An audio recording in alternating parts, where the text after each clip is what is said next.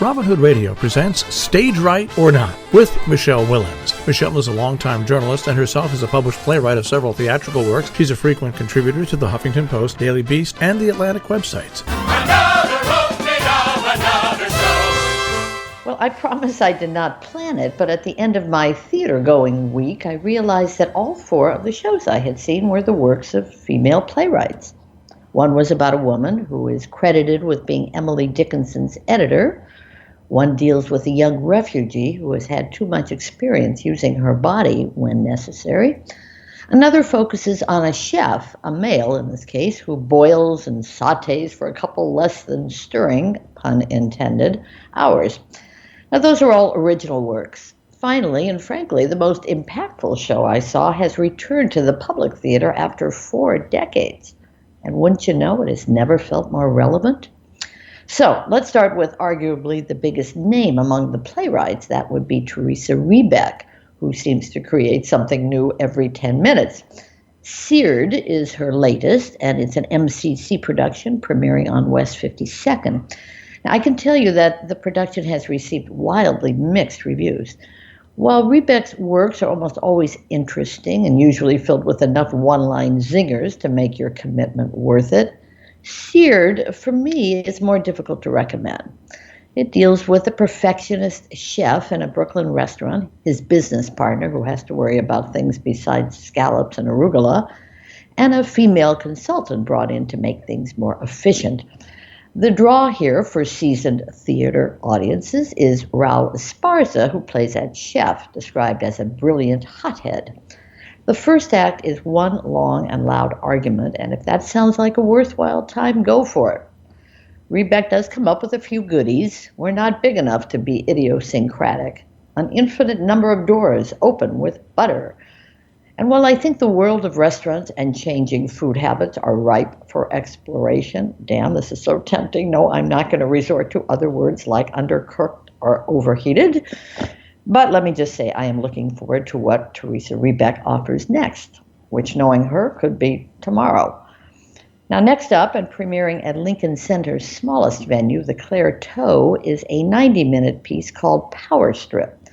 This one feels like a work in process, almost like half a play. Nevertheless, it's a timely and even compelling tale, focusing on a Syrian refugee named Yasmin who has landed in Greece, hiding out, trying to earn enough money to take herself to friendlier countries. This may be Europe, but Europe isn't here, she says. Clearly, the word about her mysterious presence has gotten out. I heard there was a girl outside the walls living in an olive yard with a power strip and that you could do anything to her, says one male visitor. Yes, Yasmin has that strip, and occasionally others come to charge, at least that's what they say. She claims to be earning money by doing laundry and babysitting, but we don't see any of that. We do come to realize she is a pretty good bargainer, and when necessary, uses her body to do so. 3 men enter the picture, but this is really about a tough young woman who has already seen and suffered too much. And it feels very of the moment as talk of Syria and Turkey fills the slender script. The playwright here is Sylvia Khoury, New York-born of French and Libyan descent. Hers is an impressive resume already, and this is an impressive first take on what I hope will be an expanded and deepened next one. Now, these productions are getting smaller and smaller stage-wise and selling out virtually every show at 59 East 59's tiniest venue is one called Woman of the World. I believe that's due to 2 names. The star of this one-woman piece, Kathleen Chalfant, who is one of the most highly respected in the business, and the poet, Emily Dickinson, who it's fair to say is having a moment. Yes, more than a century plus after her death, there have been at least 2 feature films made about her lately, and now a series on the new Apple TV network offers a hip version. Emily is a misunderstood teen. Written by Rebecca Gilman, our single narrator is one Mabel Loomis Todd, who apparently played a key role in collecting and editing Dickinson's poems, which she describes as a wilderness of sadness and hopelessness. Kathleen Chalfant is warm and witty as she veers off from the supposed subject and often onto herself. Even before I formed a memory, I knew I would someday do something brilliant, including dishing on her neighbors and on a long, heartbreaking love affair, all in the seemingly cozy and innocent Amherst, Mass. This is an easy and pleasant 75-minute storytelling experience. Well, the last show of my week is at the Public Theater, a spirited revival of For Colored Girls Who Have Considered Suicide When the Rainbow is Enough, spelled E-N-U-F. The playwright, Natsaki Shanj, I hope I'm pronouncing that right, called it a choreo poem in 1976 when it first and last played at the Public. Here we have 7 women wearing colors of the rainbow performing their personal stories. The cast is absolutely terrific, as are many of their musings. My love is too delicate to have thrown back in my face.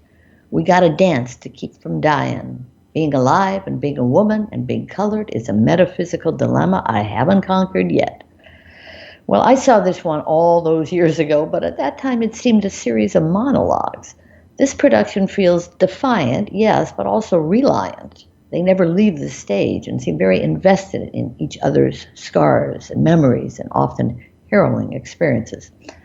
I was happy to see a diverse audience, not unusual for the public, but especially for this one at this time. The show felt a tad long, but full disclosure, I was anxious about getting home to see the last game of the World Series. So it was an interesting, female-fueled week at the theater for me. Ironically, when I sat down at the Claire Toe Theater, I noticed that the seats are all named for theater names. I was honored to be seated in Wendy Wasserstein. And Jill, somehow that seemed coincidental and oddly fitting. Well, we talk about how things all happen for a reason. Yeah, who knew? Exactly. No, I think that's a great idea. It's almost as good as the in Britain in London, the blue plaques. Shakespeare lived here. Whereas if you come up to, for example, Pauling, New York, I think that just about every place has a George Washington slept here during the. Oh, so. No, there's special and then there's special. Yeah. And Wendy Wasserstein also felt fitting because she so much is a woman. A woman, and so much of her career happened at Lincoln Center. They were really her big benefactors. I'm not sure she ever got to Broadway until the very, very last. Maybe Heidi's Chronicle was the only one of all her plays, I believe, that went to Broadway. Yeah, I'm not historically speaking. But then, when did Lincoln Center? Wasn't there some change of status somewhere along the way for Lincoln Center, or no? To become a Broadway house, yeah. Yes, well, only one theater there is considered Broadway because of its numbers of seats, and that's the big one, the Vivian Beaumont, where Great Society's playing now, and My Fair Lady. They get the big ones, and that is considered Broadway. And maybe that's, but I saw Heidi's Chronicle on real Broadway. But yeah, the other 2 theaters in Lincoln Center are small and smaller, and they are definitely not Broadway. But yeah, it's a confusing one. And Lincoln Center itself produces other plays that aren't done at Lincoln Center that are on Broadway. For example, Heidi's Chronicle, maybe if I went back and looked, there was probably a Lincoln Center production. So it's more than the average theater goer needs to know. It's what we call inside baseball. Except that sometimes it's useful to. I was, speaking of inside baseball, I was watching a football game the other night, and the reason that I mentioned it is because everything was so, my new favorite word, metricized.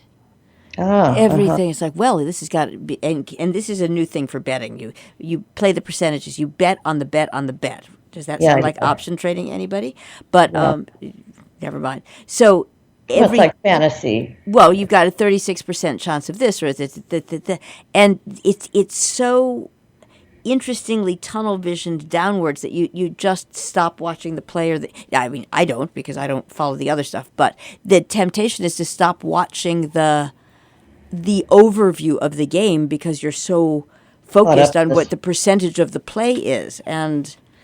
Oh, it's unbelievable. Ever since it preceded Moneyball for baseball, but when everything became that's about statistics, which is part of what you're talking about. His at-bat average, or is better than, more important than whatever. But also, I'm just amazed with any sports, the statistics that they have on hand. I would say they must have little researchers sitting underneath their feet. No, you know, all that looking up. you don't need that anymore.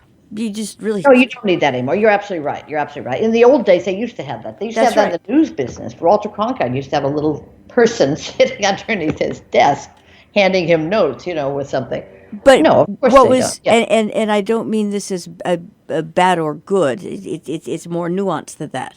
But having someone pull up the relevant information around a larger topic that is in context versus having an either or. Well, 46% say this and 42% say this. You don't know that those 46 and that 42 is. You don't know whether it was the same questions. You just hear 46 and 42.